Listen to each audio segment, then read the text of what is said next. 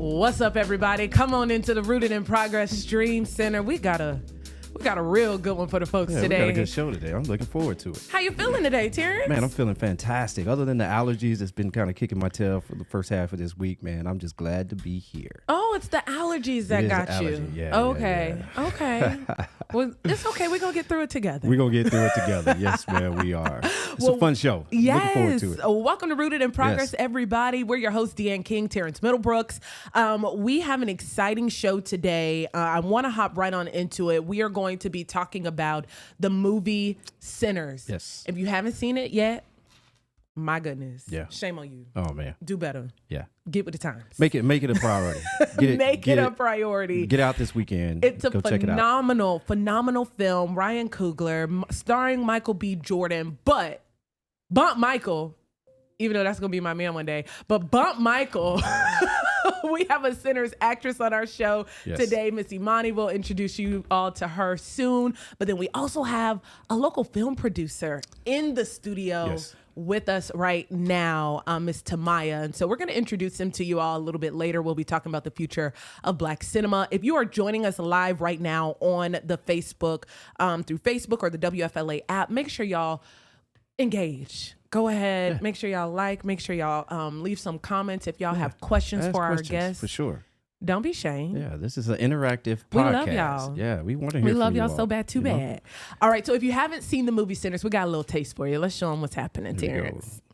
Hey, I ain't mean to scare you. Thought y'all done forgot about me in here. Come on, open the door, let me on out of here. Stay. It's you? Of course it's me, open the door. That ain't your brother.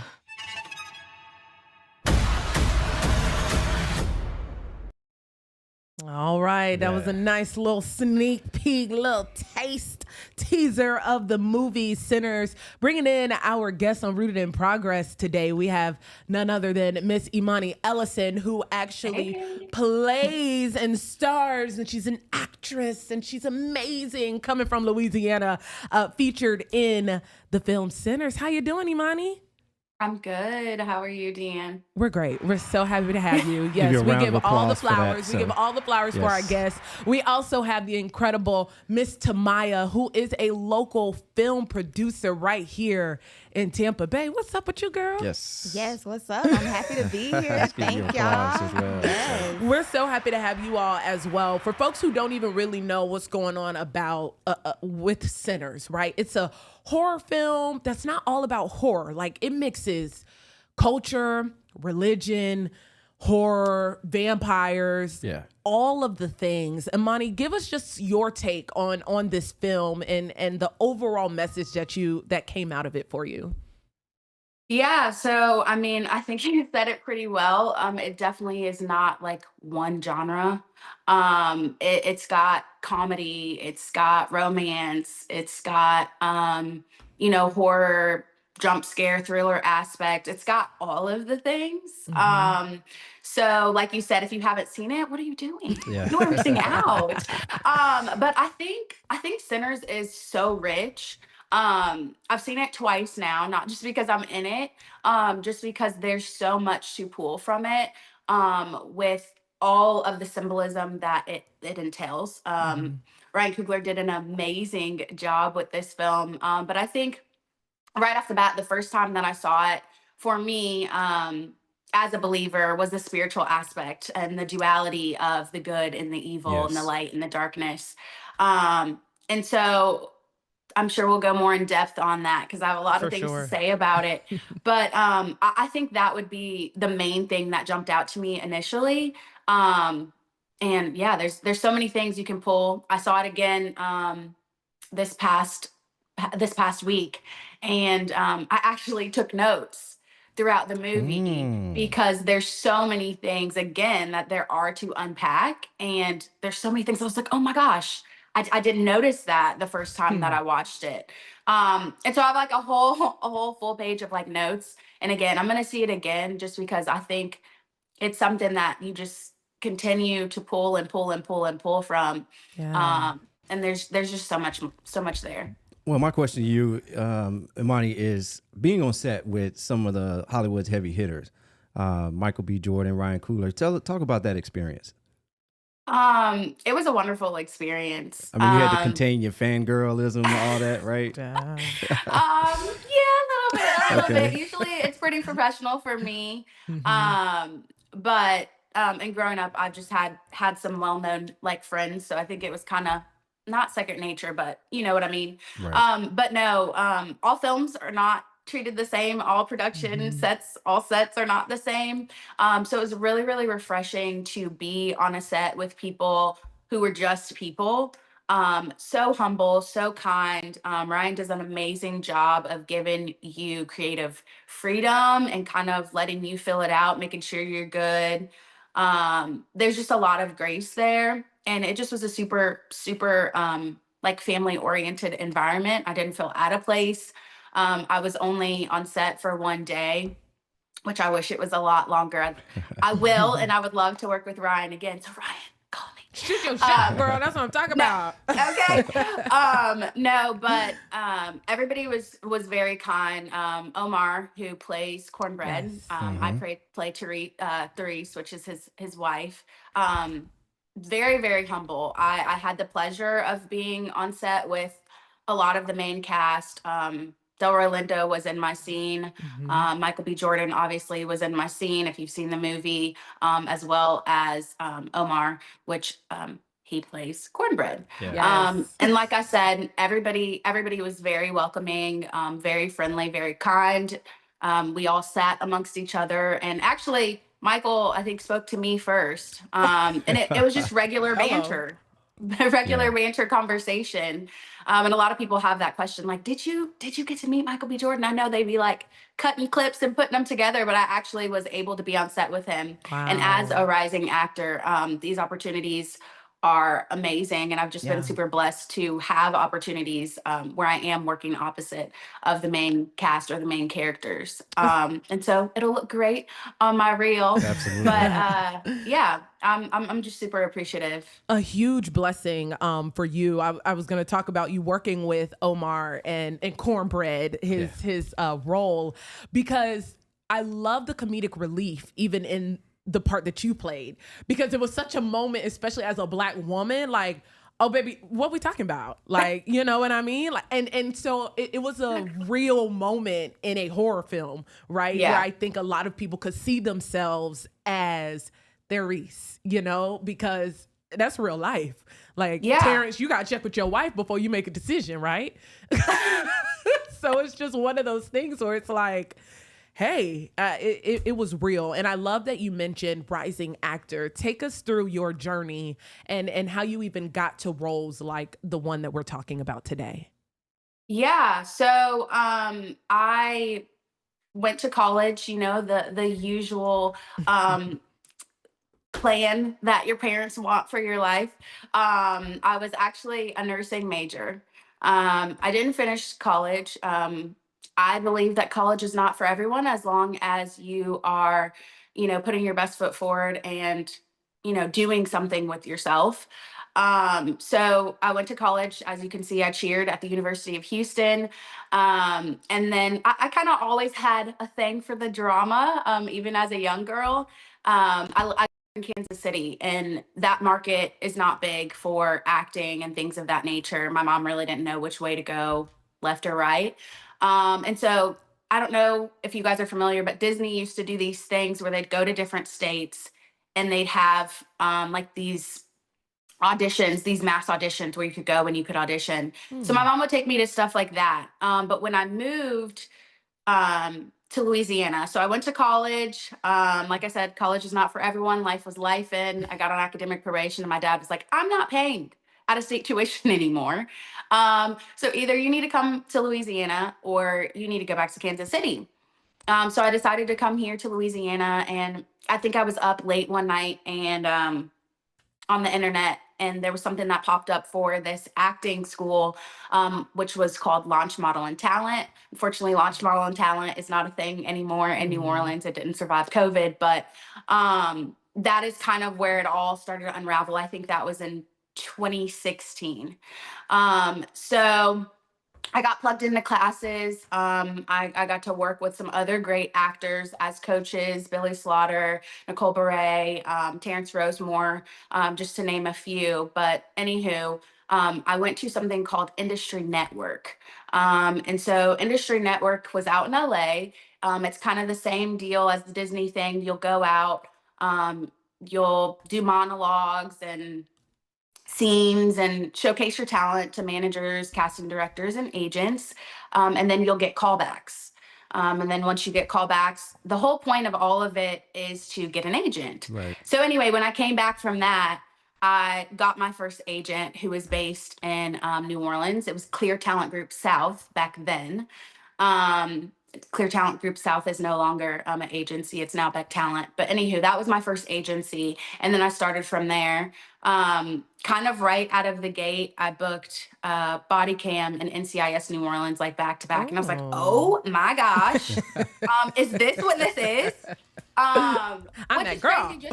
Yes, just because it doesn't really happen like that. And I think a lot of people don't understand, like, this truly is a marathon and not a sprint. Like, shout out to Miles Canton, because my boy, like, we talked about that on set. I'm like, dude, this is insane. Anyway, it's another subject. But so yeah, that's how I got my first agent. And then I started booking after that. And then I transitioned to who I'm with now. I'm with Rebecca at the Crew Collective. Shout out to you, girlfriend. Love her. And that's another thing I think people don't understand. Like, not all agents are a good fit for you, and don't be afraid to put yourself out there. Right. Yeah. Because there is somebody that is a great fit for you. So anyway, here I am. Yeah. You have to be an advocate for yourself. Yeah. You have to advocate for yourself and in general. Yeah.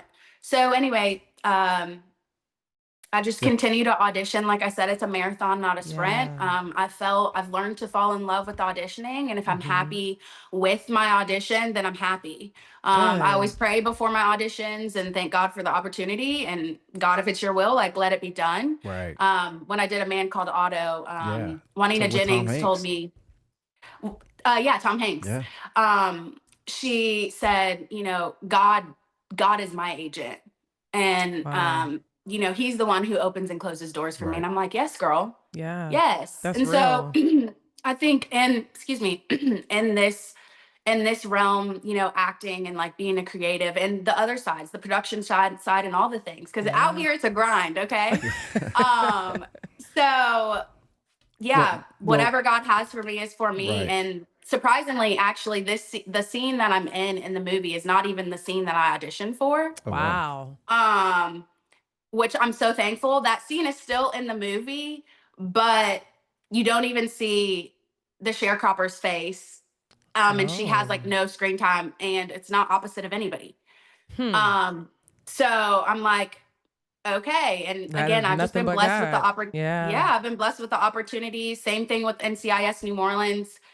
Most of the scene is on me. I didn't know that when I initially auditioned for it. Otto is another thing. Yeah.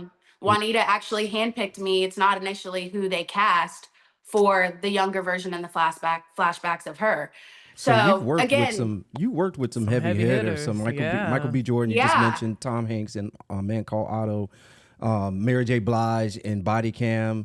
So we know, like you said, it's a marathon, and you know, hats off to you, because you know, number one, you're a female and you're a black female. So this industry, just like any parts of entertainment, is that's like a double whammy. So keep the grind, keep the faith, no doubt. I love it. Yes, I love the fact that we're going to continue to support you and watch you on both TVs and the big picture. Absolutely. I love that you said it's a marathon and not a sprint, and I'm sure Tamia can reckon with that and feel with that. I'm tapping into our comments. For one, we have Keisha Brown. Hey, Keisha. She said, such a brilliant work of art, by the way, Imani. Thank you. And then we have, this must be your friend, Kimbrielle Finch said, Tamia Iman Kennedy, yes, you're up next. No, you're up now. So, I love that. Come on, Kim. Come on, courageous leap. So, Tamia, let's talk about your journey, because you're kind of opposite of Imani a little bit, more so on the production side and producing things. Yes. How did you cultivate and kind of create your own path, especially with your own brand? Yes, great question. And I actually, when I was younger, I always wanted to be an actress. Wow. Yeah, I remember like going to Blockbuster and like just craving those stories. And when I graduated college, that's a whole nother conversation. But I had plans to go to law school. Pretty much, then we not there. We here.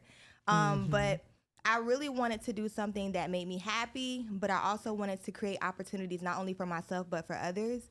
And I felt as an actress, I wanted to be able to have some type of control.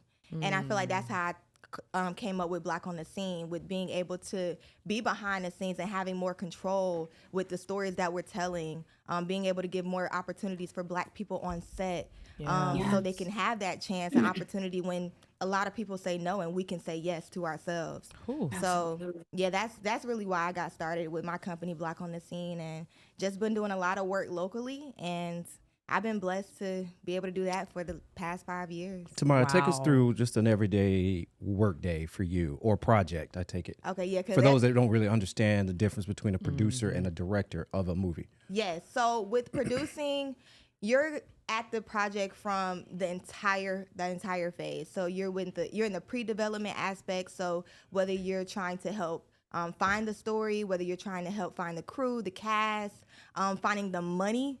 That is a big piece in producing. Yes. That's one of the things I love. And I think with being like smaller level, like local, working with my peers, we really rely on our network with who we know, family, tapping into. I'm really involved in Tampa and St. Pete, so I tap into who I know, my community. We actually raised, this is another conversation, but we raised like over $7,500 for an event we tried to do a couple years ago for The Little Mermaid. We did a free screening. But anyway, with producing, yes, the big thing is money. Yeah. That is the major thing. And then with director, it's more the creative process. Right. I don't really do that. That's why I was like, I can't speak on the technical aspects, but because I usually hire those people. But as far as like making sure this project happens, that's what I do. I put out fires, and we're gonna get the project done no matter what. I love that you talked about the visibility, especially when it comes to Black and brown people within the film industry, whether it's on the production side, whether it's on the acting side. And then we have you at the helm being in control, of that actual product. What does it mean to you to be a Black woman and be in that kind of position?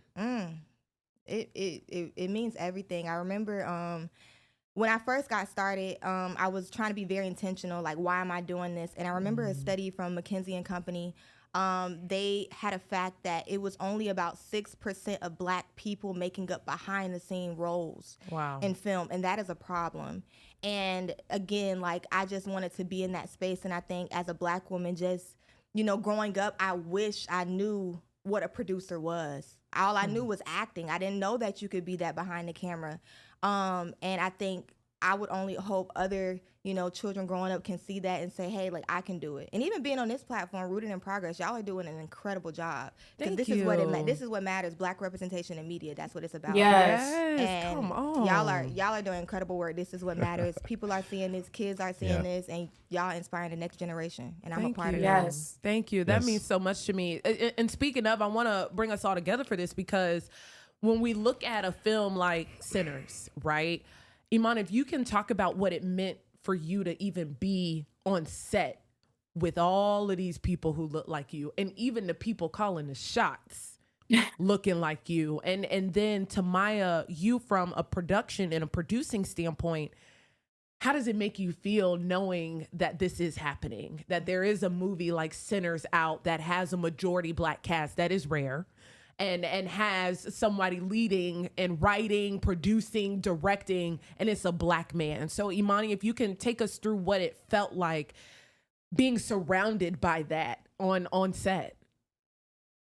To be honest, I don't think initially I realized the magnitude of the situation. And I think simply just because, so when you audition for films, usually you don't get the full script. When you have A-list actors or usually main cast, you don't know who the other actors are. I mean, obviously, I know Ryan Coogler, right? And I know Michael B. Jordan's in the movie because those are the headlines. So that was a big deal. But I didn't honestly know much about the film initially. And then it kind of came together once I seen the trailer. And I was like, whoa. Wow. So when I seen the movie, we kind of talked about this before we started filming, but I didn't realize the magnitude and the richness and the heaviness, not necessarily in a bad way, of this film, and being on set with other Black creatives. And like you said, behind the camera, in front of the camera, you know, we are represented well. And, you know, like Tamia said, like that is not very common. Right. And I think Omar had an interview, and I thought it was so well said. You know, it is FUBU, like for us, by us, literally. The same thing that Tamia was saying. And Ryan Coogler creating these spaces that are, it's our job to help pull each other up, right? Exactly. It's our job to help stand in the gap for each other and shed that spotlight. And Deanne, I told you this too, like, I'm honored that you would even want to interview me, because a lot of times, you know, I'm in one scene of the movie, and yes, it's kind of a big deal because it's the introduction of Cornbread, but a lot of times, you know, you don't get the light shined on you unless, you know, you're a main character or you're a supporting role in a film. And so I think highlighting those moments and us, again, pulling each other up is a big thing, and creating more opportunities for the Black community, because there's so much talent. There's so much talent, and we talk about it here locally all the time in Louisiana because they film so many films here. And a lot of times they don't use local actors, right? Black, white, whatever they are. Yeah. You know, so it's like there's so much talent out there, not just in the Black community, but in general. But you know, being rooted in our community and standing in the gap for each other and pulling each other up, that's literally where it's at. Because amazing. I mean, what other actors would you have hired for this movie for it to be what it is? Right. I'm gonna jump in real quick before Tamia answers, but you know, like you said, it's being rooted in who you know and what you know, and so, you know, it's the purpose of our podcast to highlight those that can perhaps are on their way to that top, or you know, and just think, I'm just sitting here thinking about the connections with Tamia being a local producer, and then Emonie, you being more of a national well-known star. You know, maybe you two will connect somewhere down the road later on. So it's closing that degree of separation, or making that degree of separation much smaller and more reachable and obtainable. So well said. Tamia, what are your thoughts when you see productions like Sinners come out? Yeah, I'm inspired. I'm inspired. It's just showing me that it's possible, because right now we're the people I work with, we're kind of, you know, we do smaller productions, but it shows that it can happen. And I really love what he said in an interview, and he was saying how all these people he was meeting along the way, like all those moments mattered, and I feel like he poured a lot of that in Sinners. But it just reminds me now, like I'm on a journey, but it's a lot of connections I'm making, and a lot of, like, even Emonie, I'm sure we'll work together one day, but all those pieces like work together to build the bigger story. And you know, it's just something special about creating a cross. I think Issa Rae said that, like, work with the people that you're with now, rather than trying to just get to the top. Like, we have to work together now and do it now. Right. But yeah, so. That's good. Yeah. That's good. I love what this film is doing actively for the culture, because I feel like it's still new. It's only been out 5-6 days now. By the way, history making film. Let me pull out my stat sheet real quick. It passed the $50 million mark domestically in just 5 days of the release. It has become one of the 100 highest grossing horror films in domestic box office history. Might I add, before Easter weekend, nobody thought this film was going to do and produce the way that it did. So everybody thought it was going to be $35 million gross, you know, on that opening weekend. And that thing came out at nearly $50 million. That is That is, and I bet, and I want Imani to share her thoughts on how she thought the film would do, because I do think it's very interesting for people listening to hear what her thoughts were as well. But I could only imagine Ryan, he posted a letter to viewers, to fans and supporters of not only him, but this film. And it was directly toward the people who supported him. Because imagine, we deal with it every single day. We walk into rooms that people automatically count us out just based off the way that we look. And so imagine how Ryan Coogler, who's creating this thing, talking about all these black folks turning into vampires, doing all this foolishness. He probably like, ain't nobody know what's happening here. And look at how God showed up and showed out. And I just love that. So Imani, dive into how you were actually kind of taken aback and shocked about how well the film is doing. Well, first and foremost, I want to make sure that I say this before I answer your question. I feel like a lot of believers, I've read a lot of comments and all of the things, and everyone's talking about how evil and satanic and demonic the movie is. There is definitely that present, right? But I would encourage you to see it again and look at it through a different lens and unpack all of the things that the movie is saying, right? Like, ultimately, I'll keep this in short, but, light and darkness, right? The movie, a lot of it, the movie's called Sinners, right? So there's a bunch of sin happening in the movie. But ultimately, I think one of the main messages that I received is like, if you are of this world, right? Yeah. If you choose this path and you choose this direction, ultimately, it leads to darkness, period. And yes, we can talk about the redemption part of it and all of the things, but I think there's so many things there that are conversation starters, whether you are a non-believer or whether you're a believer. So I just want to rip that off of people continuing to say like, oh my gosh, I'll never watch this. It's so demonic. It's so evil. It's all of the things. And it's like, if you can't open your mind, right, to really dissect it and understand all of the symbolism that's in it and all of the lessons and things that it's saying, we could talk for hours about this because there's so many things. Listen. Again, like I said, I took notes. I would just encourage people, believers or not believers, to really watch it over and over again and really pull from that, from your spiritual side and the worldly side. It is definitely. I'm sorry. Go ahead. No, you're good. Oh, I was going to say it's definitely a movie that you will definitely want to see or need to see twice or more than once. Definitely. I'd say more than twice. I've seen it twice. I think the first movie is just first viewing is just scratching the surface. Yes. Go back and see it again, which that's what I'll do. Maybe even a third time. But to your point, like you said, maybe take notes, because I am a man of faith myself, and that was the first thing I thought about, is more so the battle between good and evil.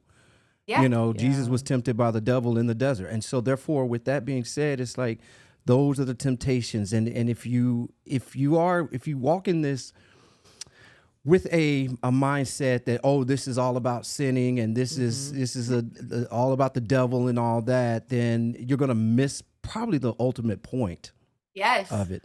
And I want to, absolutely. This is where I want to share. So I went and saw the mom. I went and saw the movie with my mama. And we're walking out of the movie theater. It was a gentleman who was sitting behind us, and we were going over what we thought the message was. And the gentleman, we're talking, and we leave. All of us go to our separate cars, and he stops me and he was like, "Ma'am, there's one more message in this movie. The devil can only impact you if you let him in." Yeah, I picked up on that. I said, "Sir, that ain't a message. That's a word. That's a word. That's not a message. That's a word." And I loved that he said that. And I'm getting chill bumps now because it gave me chill bumps when he said it, because it's true. Yes. All them vampires had to ask to come in. Yeah. And that's how the enemy works. That's how the enemy works. Like, if you let him in, he will attack. Yes. But he has to be invited in order to attack. Yeah. And I love, so all those people out there who feel like it is satanic and this is demonic and all of these things, break them walls down, baby. Yeah. Because there are so many other messages that go beyond. I peeped on that. And also, I have two kids myself. And remember, I'm not trying to spoil the movie, but there was a part in that movie where they couldn't get into the barn. So what did they do? They went to the house or where the little girl was at home by herself. Because if the enemy can't get to you, he's going to attack your children. So that's why you got to have that covenant over your children as well. Yes. And the verse came up to me was, what is it to gain the whole world and lose your soul? That's one thing that really stood out to me, was the fact of that verse right there throughout this movie. Yeah. What is it to gain Sammy's the whole character. world? Yeah, 100%. Literally, one of my notes that I took the second time I saw it the other day was, and it just keeps replaying in my head. At the end, not spoiler alert, but at the end, Sammy asks Stack, he talks about how it was the best day of his life before all hell break loose, right? And he's like, was it like that for you? And Stack's response was yes. And that was like, for me, because I'm like, he chose what he chose, right? Ultimate darkness. And even then he's saying when he was in the light or pre the road that he decided to walk down, it was much better there than him living eternally, having heaven on earth. And again, I could talk about so many little pieces because there's so much to unpack. And that's why I had to bring it up, because I'm like, I keep hearing this and people keep saying this stuff. And I'm like, you are missing so many moments. Like, yes, it does have demonic and evil and all of the things, but we also have to remember, like, this is talking about generations of things from the past and bringing it to light and bringing it part of a conversation in a beautiful visual way. Ryan Coogler did a phenomenal job. But anyway, it's such a conversation piece. And I would just really encourage people to have these conversations. And I don't care if you're an atheist, if you're a believer, if whatever it is, I feel like it's done in such a way that any and everybody can understand, talk about it, and there can be a conversation about it, and you can encourage people through it. Tamia, when you're producing and cultivating films, how do you kind of work through trying to display messages that are kind of hidden? Well, symbolically. Symbolically. Is that tough? I mean, if the writing is there, I think it's not tough. You just got to make sure you have a good story and essentially choose the right one. And pretty much when I do my work, I'm definitely praying over it before I pick up on a project. But it definitely has to speak to me. But I think when it comes going back to Sinners, I think echoing what you all are saying, a lot of people are scared. But they're gonna miss the moment. Like this is a movie of the century. Variety. Sorry. Like this has so many. It's so Variety many layers. missed the moment. Oh my. We're not even gonna talk about that. Well, and to my Variety missed the moment. They missed the mark. To my, I could jump in because I've always been behind the scenes. My whole career has always been behind a video camera, a film camera. And you do as a videographer, cinematographer, from a technical standpoint, you shoot to tell a story. Every shot I was always taught that every shot that I was shooting, it told a story. And so one of the best ways to bring that to life is to work with a producer or a writer who can do that, who can write to a particular scene. And we know that we don't have 4 hours to sit into a movie to get all the background. I think Emonie and I were talking before we started was that I would love to see this movie turn into a series, because there were some backgrounds of each character that I would have loved to have dived in a little deeper into. But again, as a person behind the camera, you learn to shoot those scenes in a way that is very symbolic. You allow the audience to build the narrative. But I'm sure as a producer, you have you guys got to be on that same page. And it starts with you, right? Is that correct? Yes. Yeah. She's like, yeah, I know. It definitely starts with me. Where do we go from here? Like I feel like we look at these films like Sinners and we're inspired, right? Where does the future of Black cinema go from here? Both of you, or whoever wants to chime in. Yeah, I think one is, my approach is like definitely starting locally. I think everybody in their area needs to, tap in. I think, again, like I said earlier, only 6% of Black people make up the behind the scene roles. So just getting more involved and just seeing the success of Sinners, knowing that that success is obtainable, like we can do that, but we have to come together.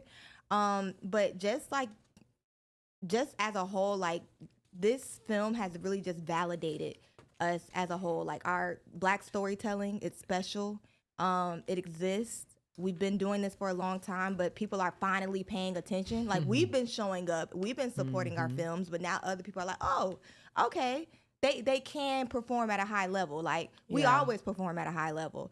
But just making sure that we have those dollars. And I also want to speak to this, just to cut this in. I know Ryan Coogler had really scored an incredible deal. In 25 years, he'll have like full ownership, knowing this film is going to live on. So that's even more money for him. Wow. But I think that's going to open the door for more of us, having more of that control and just, getting what we deserve. Yeah, that's real. Yeah. That's real. Imani, what about you? Where do you think the future of Black filmmaking, Black cinema, like where do we go from here? I think just kind of the same thing that she said, but I think just creating more opportunities for each other. Like I said, pull each other up. Like there's so much talent out there in front of the screen and behind the screen. I think local is a big thing. I don't know what the industry is like in Florida, but there's so many things that film here in New Orleans all the time. And like I said, a lot of times Black people don't always get their shine. You know what I'm saying? Yeah. And I think just those opportunities, thank you, Ryan Coogler, for like creating this path. You know what I'm saying? This shining the light on our community. And like she said, I mean, we are more than capable. We've been more than capable. Y'all just been asleep. No, but I think it's only up from here. I think, I don't know if you guys have seen it, but Ryan has done phenomenal in all of the films that oh yes, he's done. They had like Black Panther. Yes, they had like a thing of like all the different films. Yeah. And like his Rotten Tomatoes, and they're all above 90%. Yeah. I don't know if Sinners is still at 100%, but like she said, I mean, it's like the movie of the century, the movie of the decade. And there's so many things to talk about. It's just beautifully done. So anyway, I just think it's only up from here. Like I said, thank you, Ryan Coogler, for, really shining the light on our community and the talent and, people who do have more access, again, giving people that are rising the opportunity to shine. Yes. I think is so important, because I don't think a lot of us small people, none of us are small, but small people really get the opportunity to really showcase our passions and the talent that we do have. And I just want to say one thing too. This is just a shameless plug. Rod Wave, are we not going to talk about him being from St. Pete and having that song? Yeah. I mean, Sinners, he's doing it. Oh, yeah. Yeah, my Rod son. Wave has a song in Sinners? Yeah, my son told me last night. He was like, "Dad, do you know that Rod Wave had a song? It's his actually song called Sinners. Yes. It's in the movie. Yes. Yeah. So What? It plays at the end, but man, that Where, do you know which part? it's in the credits. Yeah, it's in the credits. I don't think it's throughout the film. I think it's in the credits. But like even like the credits are huge, because technically the film still carries on throughout the credits. Yes. Which I thought was beautiful. Yes. Yeah. Still, so folks, stick around. Shout out to Rod Please stick Wave. around. Stick around. Don't leave during the first part of the credits. Do not leave during the first Tell part you of the that. credits. Or the second part. It's two credits. It's two. Yeah. I mean, not two credits, two It's two end parts. scenes. Yeah. So that wow, I didn't know that. Yes. I did. Shout out to Rod Wave. Yes. I do think, and I love what both of you all said, starting at the local level, and really being an advocate for us. But I do think that's twofold, because I feel like in some positions, some people give pause because some of us still don't show up correctly. And I think we have to hold each other accountable and make sure we're loving on each other before the moments happen. So that way, when the moments happen, we're comfortable, we're confident in our neighbors and in our friends and in our respective groups, to make sure that they're gonna show up and be on point. You know what I mean? I feel like Miles is like a good example of that. Like Miles was not an actor No. Yeah. before this film. Yeah. Like this is literally his first project. Yeah. He was a backup singer for her. His voice is, but like, yeah. crazy. Yeah, that's the perfect example. Opportunities. Yeah, that's the perfect example of basically who you know. And don't sleep on. Please don't sleep on producers like Tamia. Support her now. If if she has a film coming out or play or anything project, support her. Yeah. Even if you give $25, she said the hardest part is raising money. Okay. Give $25, give $50, and then when you see that's her movie on the big screen, you're gonna be like, hey, I know her. Yeah. So yeah, and I supported her, and I'm still supporting her. Still supporting her. Same thing with Imani. When she dropped the fact that she about to be in a new film, go support it. Go support it. So go support it. And I'll give shout out too, because one of the questions you asked, Deanne, was how do we keep this going? Yeah. We've had some great black directors throughout our time: Spike Lee, John Singleton, Will Packard, Gordon Parks. These were some pretty heavy hitters that you have or you have not heard of. How do we groom and create the next generation of black directors? Ava I'm butchering her name. DuVernay was the first black woman to direct a film. So A Wrinkle in Time back in 2018. This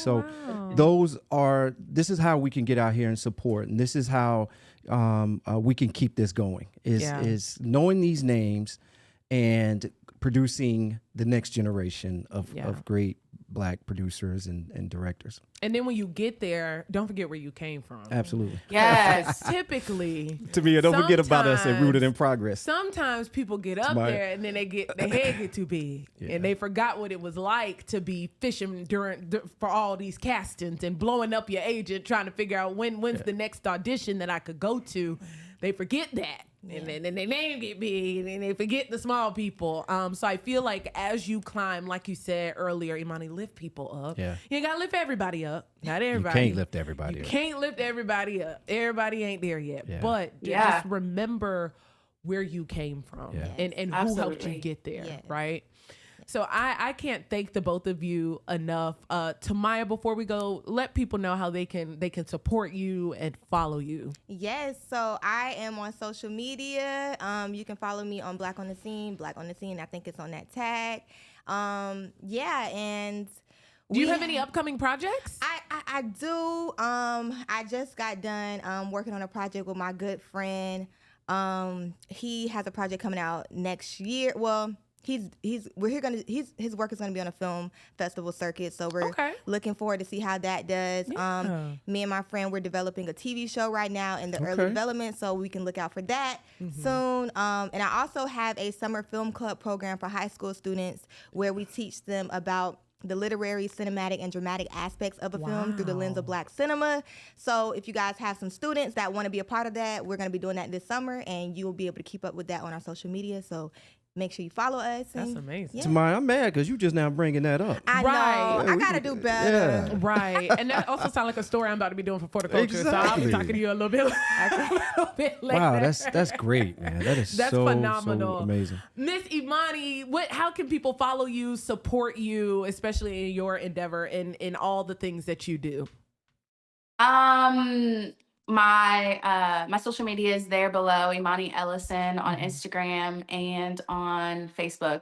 Facebook might be Emonie Ellison Earl, but I think support-wise, I think just keep encouraging me. Again, I didn't realize how big of a deal Sinners was going to be. I knew it was going to be a big deal, but not this big of a deal. And I think it's important too, like, don't just say like, oh, that's cool, and like, that person inspires you, like give them their roses, let them know, because that's encouragement for us as well. And I think a lot of times as creatives, what we feel our journey is and where we are is not necessarily what other people think or feel. And so it's inspiring for me, and I'm sure Tamia probably feels the same way, for people to encourage us as we are encouraging you. So I think that's a way that people can support.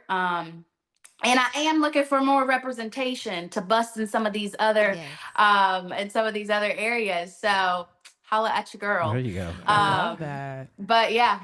I love it. And our flowers, I know we've given it all day and with this episode, but genuinely from my heart, I am so proud of the two of you. What you all are doing for people who look like us, especially me as a black woman, means a lot. Imani, you're even just reading a little bit of your background is what even inspired me or encouraged me rather to even reach out to you. And then, you know, to ultimately see the film and what you did, even though some may say it's small or it was short or whatever, it still had such a big impact.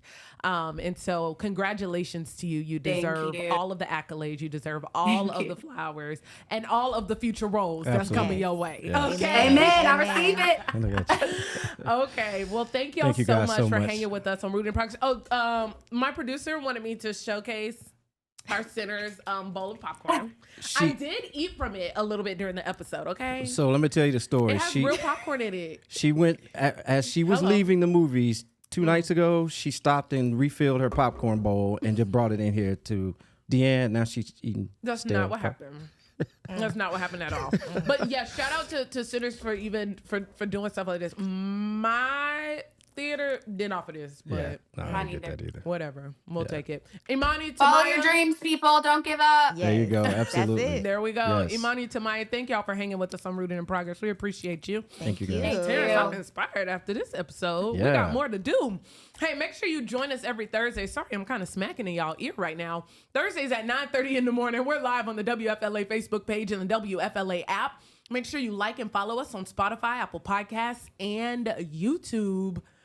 Because we bring in, great story. this is great conversation. You know, and it goes back to just, having these a local as well as a national talent. Yeah. That's what being rooted is all about, right? Rooted, baby. That's what being rooted is all about. Thank you guys for joining in.